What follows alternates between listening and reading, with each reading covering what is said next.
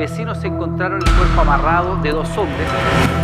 Este punto del acceso sur fue testigo de un hecho macabro cuando fueron encontrados dos cuerpos que habían sido arrojados con diferentes impactos de balas.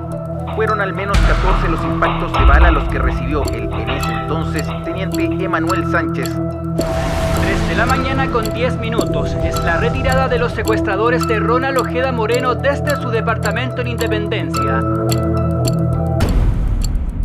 Es un caso que escapa a todo lo que hemos visto como vive este secuestro en los últimos años. El caso tenía un perfil que esto era diferente a lo que habíamos visto de los hechos que había cometido, los secuestros que había cometido el Tren de Aragua. Y aquí nos empezamos a dar cuenta que tenía un perfil más político el hecho que un delito común y corriente. Es una pesadilla de la que aún no puedo despertar. Ha pasado ya un año y aún es como si fuera difícil. ¿Cómo ha sido este año? Ha sido un año muy difícil porque destruyeron mi familia, destruyeron lo más bonito que teníamos, que era un hogar. De verdad que es súper injusto como de la noche a la mañana nuestra vida cambió tanto. Un año ha pasado desde que el teniente Ronald Ojeda, un ex militar venezolano asilado en Chile, fue secuestrado desde su departamento en la mitad de la noche. Esa mañana del 21 de febrero, la noticia era una. Último minuto. Fue un grupo vestido con indumentaria táctica el que lo sacó solo con ropa interior desde su departamento en la zona norte de Santiago. Lo dejaron pasar sin ellos ver si tenían carta de arresto o tenían algún permiso para poder entrar a su domicilio. La víctima era un refugiado, en este caso político en Chile, junto a su familia, que era un ex oficial del ejército venezolano, había logrado llegar al grado de teniente, que había participado en un intento golpista al gobierno de turno años antes y que producto de eso fue encarcelado en Venezuela, estuvo alrededor de 9 meses en prisión por estos hechos, que escapa hacia Chile y aquí adquiere la calidad, pide por los canales oficiales la calidad de refugiado y que se le otorgó por el gobierno chileno. Él era una persona increíble y las personas que lo conocieron saben cómo era él y que era la alegría, o sea, él era alegría, él era la persona que animaba cualquier lugar donde llegaba. Entonces es tan triste ver cómo nos lo arrebataron de las manos de esa manera y o sea, no hay palabras para describir el dolor que se siente. Nos costó mucho contactar a la viuda de Ronald Ojeda, pero pese al miedo accede y nos contesta a la distancia. El miedo nunca se ha ido. Nosotros seguimos cuidándonos, seguimos igual atentos, cuidándonos, pendientes, porque lamentablemente estés donde estés, hay temor. En este edificio de la Comuna de Independencia vivía Ojeda con su señora y un hijo. Esa noche dormían los tres juntos cuando tres hombres caracterizados como funcionarios de la PDI ingresan por aquí, suben al piso 14, rompen la puerta del departamento, lo sacan de la cama y se lo llevan.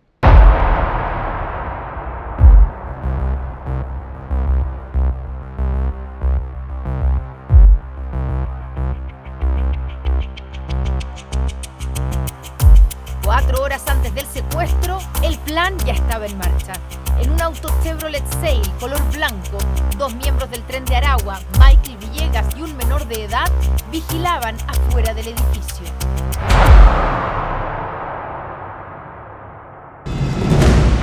1, 2, 3, 4. De los 4 supuestos PDI, 3 suben hasta el piso 14 para hacer un procedimiento policial. Hasta ahí todo parecía normal. Bajan a Ronald Ojeda, lo sacan del edificio y en la calle lo suben al Nissan Versa, que ante los ojos de cualquiera era un vehículo policial. Las vestimentas, al verlas en las imágenes de las cámaras de seguridad en detalle, luego de analizarlas por tiempo determinado, se logra determinar que son especies que quisieron, pintaron incluso algunos cascos que quisieron que parecieran cascos reales, cascos balísticos que utiliza la policía. Los chalecos antibalas eran solamente chalecos anticorte que utilizan, ¿cierto?, algunos guardias de seguridad, con una imagen, ¿cierto?, con letras PDI en cartulina, corcheteadas sobre esos chalecos. Los sujetos sí se preocuparon de que por lo menos en las imágenes o aparentemente las primeras personas que vieran a los sujetos ingresar pensaran que efectivamente se trataba de personal policial. ¿Por qué sacaron caminando a Ojeda a la calle y no lo subieron de inmediato al auto? Es un detalle no menor. ¿Se acuerda del Chevrolet blanco que estaba afuera? Los dos hombres que estaban en él eran los encargados de grabar el momento de la captura de Ojeda y enviarlo a los líderes del Tren de Aragua. Parecía un plan perfecto, de película. Lo sacaban de su casa simulando que era un procedimiento de la PDI, lo metían en un auto y listo. Pero el plan tuvo una primera falla. En plena carretera, el auto que llevaba al exteniente bolivariano sufre un desperfecto. Aquí entra en escena un tercer vehículo. Los pasajeros del supuesto auto de investigaciones abordan el nuevo móvil y huyen del lugar. Hasta ese momento, su paradero, dirección e intenciones eran desconocidas. Sumado a los antecedentes entregados por la propia esposa de la víctima, quien escucha el tono de voz y escucha algunas palabras mencionadas por estos sujetos que trataron de no hablar, pero sí dijeron algunas palabras y que ella reconoce inmediatamente que su acento era venezolano. Los hombres no querían hablar, ellos entraron súper callados al departamento, pero como yo estaba gritando y estaba haciendo mucho ruido, yo estaba gritando y golpeando la pared, entonces ellos hicieron fue hablarme y apenas me hablaron, el hombre me grita que me quede callada, me dice cállate, ahí yo automáticamente le reconocí la voz y sabía que era una persona venezolana.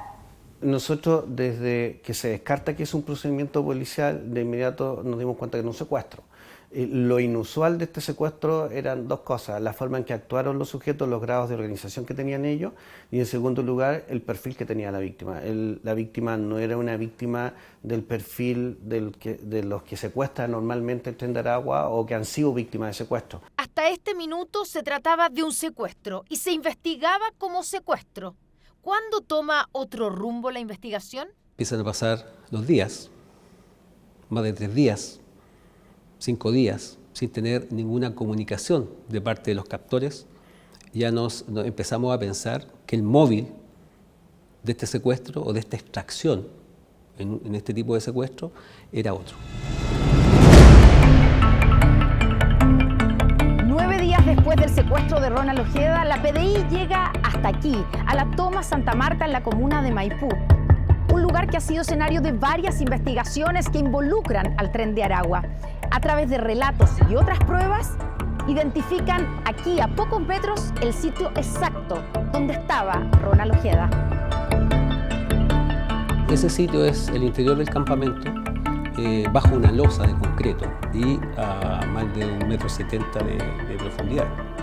O sea, tuvimos que excavar. Luego del primer trabajo de rastreo con canes de la brigada canina, se logra, ¿cierto?, marcar un lugar específico, posteriormente bajar por capas hasta una profundidad determinada. Cuando ya no llegamos, ¿cierto?, al metro de profundidad, tuvimos que utilizar maquinaria pesada, en este caso una retroexcavadora, para poder seguir excavando y llegar, ¿cierto?, hasta la profundidad que encontramos efectivamente una maleta de viaje, en cuyo interior se encontraba el cuerpo de la víctima. La causa de muerte en este caso en particular se debió a que él estuvo suspendido de los brazos de alguna estructura o de algún techo durante mucho tiempo, y eso lo hizo perder la capacidad torácica de poder expandir y contraer y generar de esta manera el proceso respiratorio normal. Es lo que técnicamente se llama asfixia mecánica. Así murió Ojeda y según el servicio médico legal había ocurrido entre 24 y 48 horas antes del hallazgo.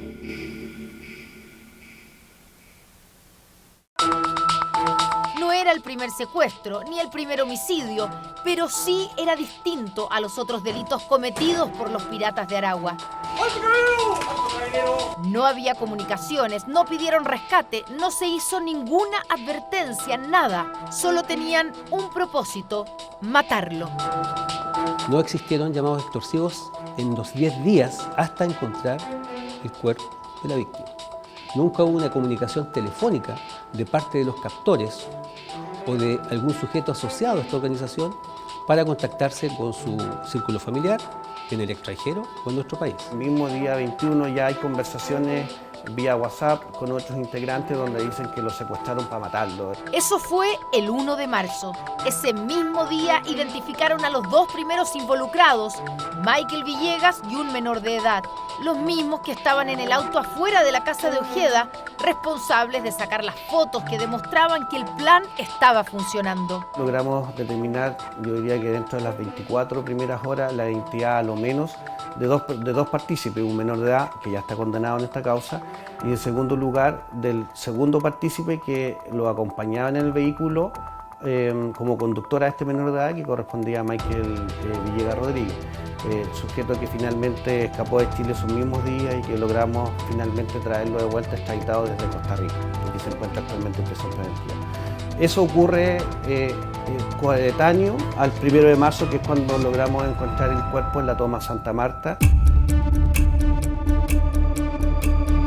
Casi un mes antes del secuestro, en enero de 2024, una delegación chilena comandada por el entonces subsecretario Manuel Monsalve viaja a Venezuela y firma este documento de cooperación e intercambio de información entre ambos gobiernos.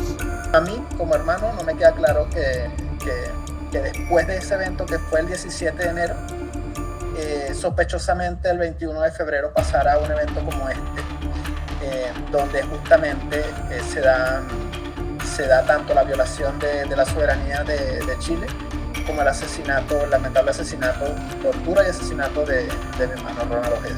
Básicamente lo que establece este convenio es el intercambio de información sobre detenidos, bandas de crimen organizado, antecedentes penales, blancos investigativos entre Chile y Venezuela.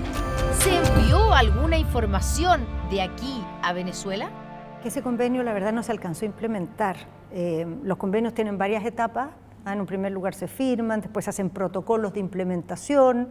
Una vez que se firma el protocolo de implementación hay una fecha para la aplicación, y aquí la última etapa no alcanzó a concluirse porque entre medio fue el secuestro del teniente Ojeda y eso tensionó la relación y no alcanzó a aplicarse. Ahora, si se hubiera alcanzado a aplicar, Chile no es un país ingenuo. O sea, tenemos refugiados en Chile, tenemos personas que tienen vinculaciones políticas y en ningún caso hubiera compartido información sensible a las autoridades venezolanas de ese tipo de sujetos o de ese tipo de casos. La pregunta que se hace la familia de Ronald es si entre la firma de ese convenio y el secuestro del militar se envió alguna información sobre él a Venezuela, algo que la ministra descarta tajantemente. Tenía estatuto de refugiado. Por lo tanto, en ningún caso iban a entregarse antecedentes respecto a sus movimientos al país del cual estaba refugiado, al respecto del cual había pedido refugio porque se sentía amenazado. Entonces, eso no sucedió. Lo cual no quiere decir que desde Venezuela no haya habido un monitoreo a sus movimientos, a sus redes sociales, en fin, eso puede ser, pero eso no tuvo nada que ver Chile en ningún caso.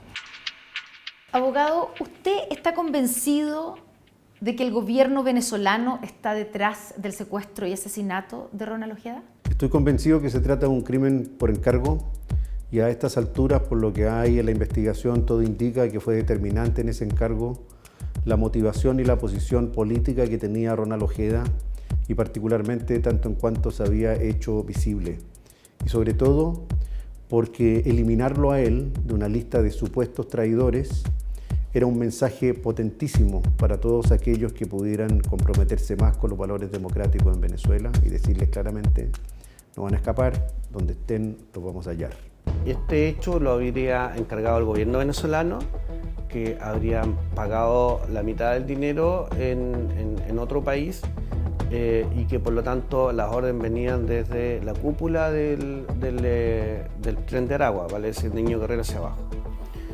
Y después aparece un segundo antecedente unido a otro más que había, que este es un encargo que habría hecho el gobierno venezolano nuevamente, pero que ahora habría estado involucrado en el pago de este encargo Diosdado Cabello, que es el ministro del Interior, y que eso se negoció con los líderes del Tren de Aragua, que en este caso es Durante la formalización de los primeros detenidos, se expusieron varios testimonios que vinculan al gobierno venezolano, y uno de ellos, un testigo protegido, apunta directamente a Diosdado Cabello, el ministro del Interior de Nicolás Maduro. Por los antecedentes que hay, es la hipótesis más probable, y efectivamente hay 3 personas que con distinto grado de intensidad han vinculado a autoridades que representan al gobierno venezolano en este encargo.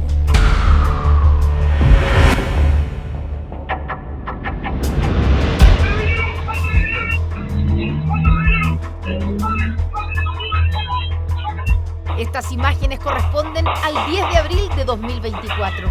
Es el momento exacto en el que le disparan al teniente de carabineros Emanuel Sánchez en Quinta Normal, asesinado con 21 balazos.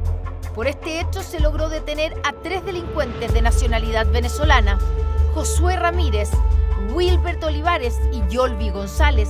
No se olvide del rostro de este último nombre. Ahora, ¿qué relación tiene la muerte del teniente Sánchez con el secuestro y asesinato de Ojeda? Entonces se repiten autos, el Chevrolet Onix, por ejemplo, ¿cierto? Por ejemplo. Se repiten celulares. También. Y participantes. Efectivamente. Yolvi es uno de los nombres que se repite.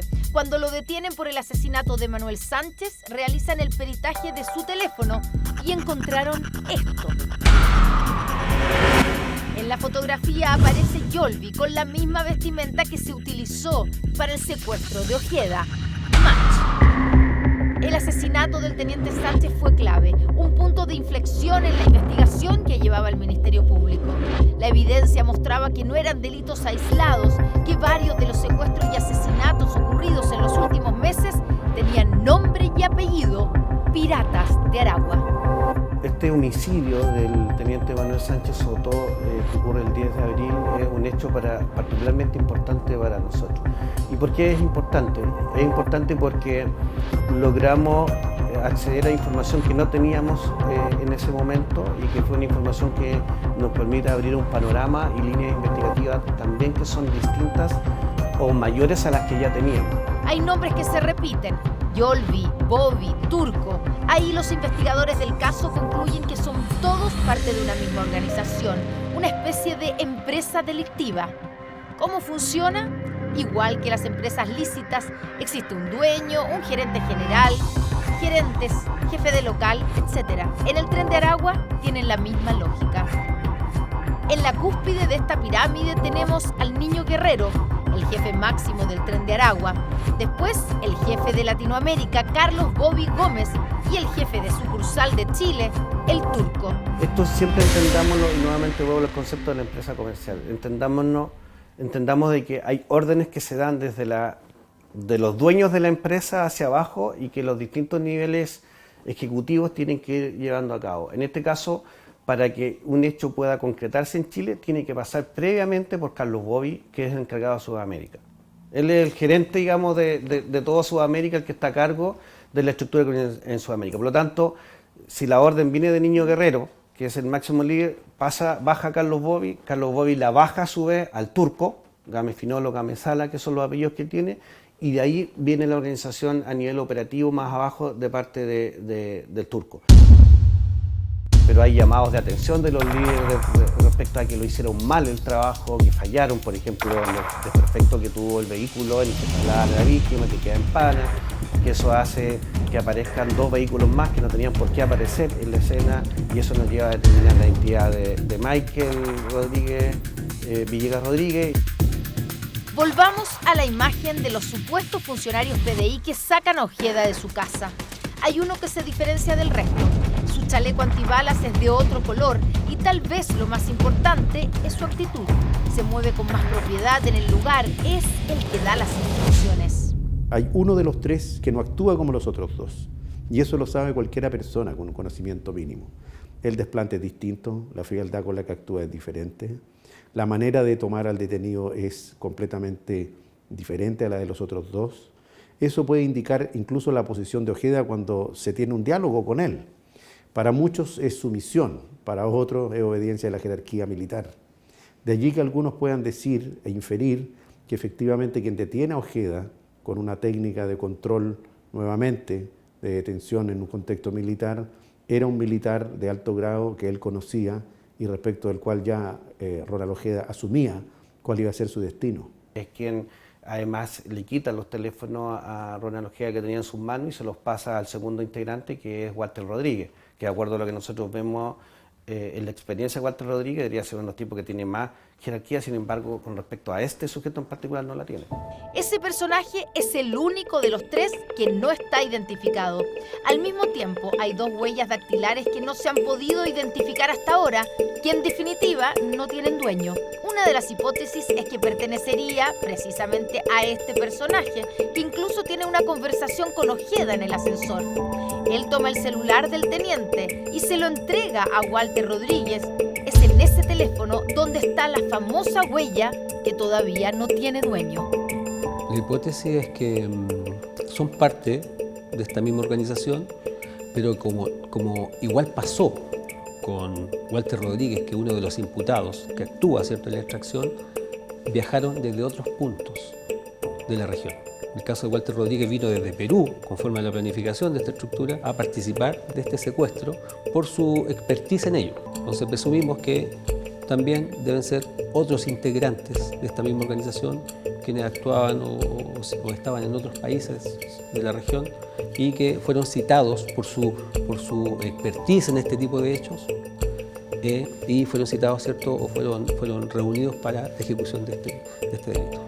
Una de las hipótesis que se ha manejado en las últimas semanas es que un alto oficial venezolano llamado Alexander Granco sería el tercer supuesto PDI que faltaría por identificar. Desde el primer momento que lo dije en esa entrevista, esa persona que lleva cogido a mi hermano del cuello es Granco Arteaga. Eso no hay ninguna duda. Para mí no hay ninguna duda.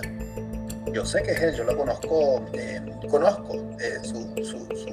su comportamiento, conozco porque durante tantos años, durante el 2017 estuvo torturando a mi hermano. Lo llaman el perro carnicero de Maduro. Es muy activo en las redes sociales, hasta nos enteramos que hoy se encuentra esquiando en los Alpes. Se define como hijo de Bolívar y Chávez y defensor de la revolución bolivariana. Nos dio curiosidad conocer su perfil público. En promedio sube contenido a sus redes cada 4 días. Y fuimos a las fechas donde mataron al teniente Ojeda. En febrero de 2024 hizo 3 publicaciones, el 4 de febrero, luego el 8. Ahí salta hasta el 18 del mismo mes. Luego el 19, 20, 22, 23, 26. Fueron 10 días de inactividad en sus redes. Y el video que sube el 18 de febrero es este, 3 encapuchados hablando a la cámara. Pero eso no es lo importante. Lo relevante es este comentario. Esta publicación fue hace 50 semanas, que podría haber sido hecha entre el 26 de febrero y el 3 de marzo de 2024, coincidiendo con el hallazgo del cuerpo de Ojeda. ¿Podría ser que el coronel Alexander Granco, que es el jefe de la inteligencia venezolana, conocido como el carnicero de Maduro, sea la persona que sacó a Ronald Ojeda de su casa, lo secuestra y se lo lleva? Podría ser. Podría ser. Pero si eso es así, sería extremadamente complejo. Y muy complejo. Primero para Chile, porque nos pondría en la tesitura de tener que explicar si el sistema de inteligencia sabía, no sabía, si fue sorprendido o si fue definitivamente perforado para tolerar, permitir o no darse cuenta de una operación de extracción de un refugiado con fines políticos en Chile. El hermano de Ronald Ojeda asegura que en semanas previas a la desaparición de su hermano ya habían conversado como familia sobre un posible secuestro y las sospechas recaen en Granco.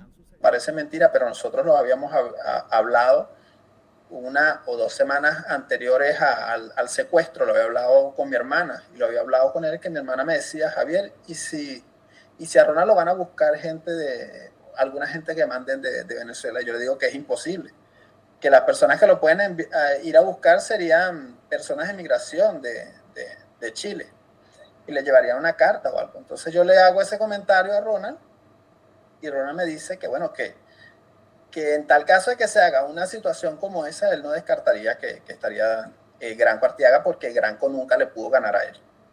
Que Granco, en todas las torturas que le realizó, nunca le pudo sacar información. La viuda de Ronald nos cuenta que los días previos al secuestro, su marido tenía sospechas de que algo podía ocurrir y estaba planeando salir de Chile. Antes de que lo secuestraran, él ya estaba preocupado y quería irse del país, porque nos decía a nosotros que nos quedáramos tranquilos, que no iba a pasar nada, que todo estaba bien, pero en el fondo él estaba preocupado y estaba intentando salir del país. ¿Por qué se sentía así de amenazado? ¿Le habían mandado algún mensaje? ¿Había alguna señal para tener el temor que él tenía? Lo que pasa es que habían salido algunas noticias en Venezuela, sabíamos que habían atrapado a un compañero de su esposo y lo habían capturado, entonces ya sabíamos que venían por él también. Al agarrar al amigo de él, también sabíamos que podían venir por él. ¿Podría pertenecer a alguna institución venezolana? ¿De inteligencia, policía? Eso no lo tenemos clarificado aún, pero es una posibilidad. Pero lo están investigando. Todo lo investigamos. Lo que sí confirma el fiscal Barros es que se hizo un pago por este encargo al Tren de Aragua en Perú. No se sabe el monto ni quién lo recibió. Se ha pedido ayuda a Estados Unidos para identificar quién es el dueño de las 2 huellas no identificadas hasta ahora. ¿Podría, por ejemplo, tener la huella dactilar de Granco, el FBI? No lo sé, pero si lo tienen tendrán que decirlo. ¿Y eso fue aceptado ya, el enviar las huellas dactilares al FBI? Está en trámite. Porque usted lo pidió hace rato. Lo he pedido y lo he reiterado, pero está en trámite. Las huellas ya están en manos del FBI. Ahora solo queda esperar si hacen match con el falso PDI que queda por identificar. ¿Y si así fuera, qué pasaría, ministra? Pensar que el jefe de inteligencia de mira, Venezuela entra a nuestro país y secuestra a una persona que además es refugiada política y terminan matándolo. Eso sería ya una prueba bastante directa, ¿no?, de involucramiento oficial de instituciones del Estado venezolano. Ahora, eso puede pasar sin que necesariamente haya habido un ingreso al territorio nacional. A veces estas cosas se pueden hacer por encargo sin mancharse nunca las manos, ¿no? Sería ya una cosa mucho más audaz haber venido a Chile y haber participado directamente del hecho. Entonces, sería una forma de comprobar una participación, pero también se puede comprobar una participación sin que hayas hecho, solo con un encargo hecho desde fuera. También está esta posibilidad. Tras la formalización de los primeros detenidos, se fijó un plazo de 6 meses más para investigar. De las 32 personas identificadas de los piratas de Aragua, 16 participaron en el asesinato de Ronald Ojeda. De esos 16, 9 están detenidos, incluyendo 5 en el extranjero que están a la espera de la extradición. Entre ellos están los cabecillas, Carlos Bobby y el Turco. Y hay 7 con orden de detención que estarían fuera de Chile, algunos probablemente en Venezuela. Si tenemos una persona ubicada en Venezuela, vamos a pedir que se detenga. Si tenemos antecedentes, vamos a pedir que se hagan seguimiento y que el Estado venezolano, si no colabora, quede en evidencia que no lo hizo. No vamos a dar por cerrado el capítulo de demandarle a Venezuela las obligaciones que tiene, porque además, en virtud de no solo de las relaciones diplomáticas que están en un punto de congelamiento, pero no están rotas, además hay convenios internacionales, además está la Interpol, además hay muchos otros mecanismos por los cuales uno puede y está en condiciones de hacer ciertas solicitudes y ciertas exigencias. El asesinato de Ronald Ojeda ha enredado, ha complicado aún más las ya difíciles relaciones con Venezuela, que durante este último año solo han empeorado. El gobierno de Maduro expulsó a nuestro embajador y a todo el personal de la Embajada de Chile en Venezuela y después, 2 meses atrás, cerró 2 consulados. En ese escenario, es prácticamente imposible pensar en alguna colaboración de ese país en aclarar este caso. Y si se comprueba la tesis que maneja la Fiscalía, que fue el gobierno de Maduro quien mandó a matar a Ronald Ojeda, el asunto adquiere otro cariz. ¿Y si se confirmara, el Estado de Chile recurriría a la Corte Penal Internacional? Lo que pasa es que nosotros vamos a ir a la Corte antes de que termine la investigación, entregándole los antecedentes que se pueden entregar, porque la investigación todavía tiene elementos de reserva, no está abierta, desde ya. Y ahora, próximamente. Son cosas que se están agendando y coordinando en sus detalles. Entonces, la verdad es que no vamos a esperar a que concluya la investigación para que la Corte tenga estos elementos, los que hay hasta ahora. La decisión está tomada. Solo falta fijar la fecha en que la Corte Penal Internacional pueda recibir a los enviados de nuestro país. La ministra nos adelanta en exclusiva que en los próximos días una misión encabezada por el canciller y un representante de la Fiscalía, el fiscal Barros o el propio fiscal nacional, viajarán a La Haya, donde funciona la Corte. Llevarán todos los antecedentes que se han reunido en un año de investigación y que apuntan a la participación del gobierno de Venezuela. Se hace una misión con la argumentación de que hay una investigación que arroja datos preocupantes que requieren una mirada ciertamente de la investigación chilena, pero también del tribunal respecto al posible involucramiento de otro Estado en un delito cometido en Chile.